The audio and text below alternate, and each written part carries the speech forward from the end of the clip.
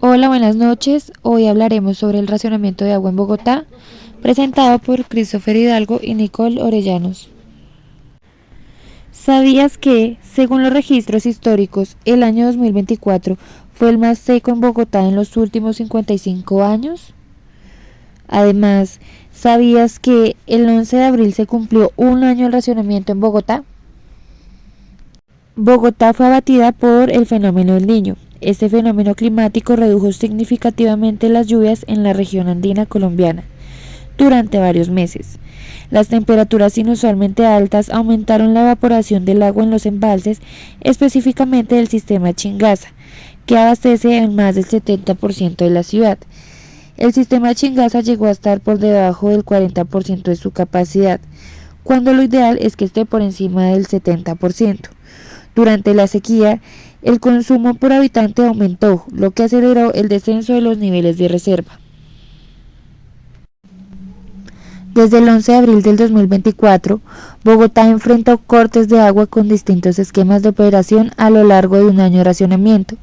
Esta medida impactó a cerca de 10 millones de personas en la región, según los datos del DANE.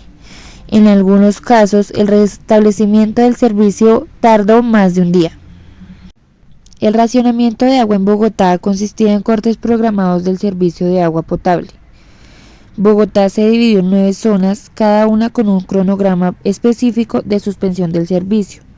Cada zona tenía un día sin agua cada 10 días aproximadamente. Los cortes solían durar 24 horas y el objetivo era ahorrar agua y evitar que los embalses, específicamente el Chingaza, que es la principal fuente de abastecimiento, llegaran a niveles críticos.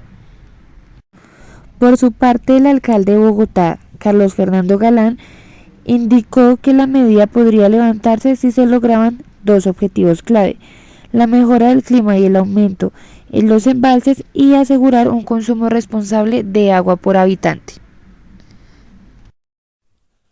En esta imagen podemos ver que el nivel de los embalses para el 1 de abril del 2025, en el que había una radiografía de la situación de cada uno de ellos, mostrando que la mayoría de los embalses tienen un orden ascendente y eso hizo posible que se empezara a estabilizar hacia un nivel en el que los sistemas que suministran el agua a la ciudad se mantuvieran de tal forma que hizo que ya no sea necesario el racionamiento.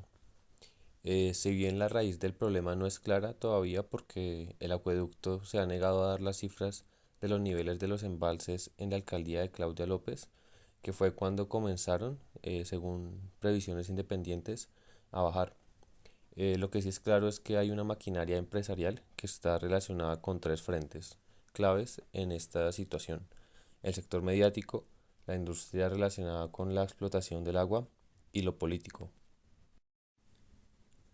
Si bien la raíz del problema no es clara todavía porque el acueducto se ha negado a dar las cifras de los niveles de los embalses en la alcaldía de Claudia López, que fue cuando comenzaron, según previsiones independientes, a bajar, lo que sí es claro es que hay una maquinaria empresarial que está relacionada en tres frentes claves en esta situación, que son el sector mediático, las industrias relacionadas con la explotación del agua y lo político. Los principales aportantes a la campaña de Galán fueron Incauca, que le pertenece a la organización Ardila Lule, dueños de Postobón, RCN Radio y el canal de televisión; Bavaria, del grupo Valorem, dueños de Caracol Televisión, El Espectador, Almacenes de Uno, entre otros. Y esto hace que haya un conflicto de intereses en el que estos conglomerados, al hablar sobre el tema, no mencionen la distribución desigual del agua en Colombia y también en los alrededores de Bogotá, que es inclusive más alta, esta desigualdad, que la distribución de la tierra en Colombia. En la siguiente imagen vemos la trascendencia en la opinión pública que tienen estos medios de comunicación, siendo los más consultados de Colombia. Usualmente cuando se ha tratado este tema en estos medios de comunicación, el foco de la noticia recae en el ciudadano, mencionando cómo las personas están reaccionando a esta situación, viendo si son o no empáticos o solidarios, y dejando de lado la situación global de la repartición del agua en Colombia y en Bogotá. Algunos datos para entender esta situación. Según información del 2021, se necesitan 2.16 litros de agua para producir un litro de gaseosa Postobón. Esta información está disponible en la rendición de cuentas en su sitio web.